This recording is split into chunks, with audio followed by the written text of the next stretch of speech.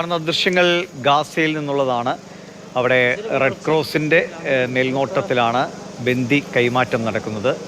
Hamas പിടികൂടിയ Israeli പൗരന്മാർ 48 പേരുണ്ടായിരുന്നു. അതിൽ 20 പേർ മാത്രമാണ് അവശേഷിക്കുന്നത്. അവരെ കൈമാറുന്നു. മൃതദേഹങ്ങളും കൈമാറുമെന്നതാണ് റിപ്പോർട്ടുകൾ.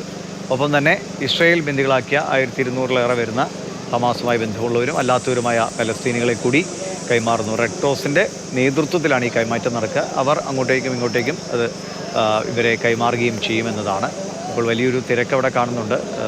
അതിൻ്റെ മറ്റ് നടപടികൾ എന്നത് നമുക്ക് ഇപ്പോൾ ഒരു വ്യക്തതയില്ല. കൈമാറ്റം നടപടികൾ ആരംഭിച്ചു എന്ന് മാത്രമാണ് മനസ്സിലാക്കാൻ കഴിയുന്നത്. സൗമ്യ കൃഷ്ണ തുടരുന്നുണ്ട്. സൗമ്യ, വലിയ തിരക്കായി മാറുന്നുണ്ട്. എങ്ങനെയാണ് ഒരു കൈമാറ്റത്തിൻ്റെ അതിൻ്റെ ഭാഗമായിട്ടുള്ള ആളുകളാണോ അതോ ഈ ഒരു സമാധാനം പുനഃസ്ഥാപിക്കുന്നതിൻ്റെ ഭാഗമായ ആളുകൾ കുറച്ചുകൂടി സ്വതന്ത്രമായി ഇറങ്ങിയതാണോ?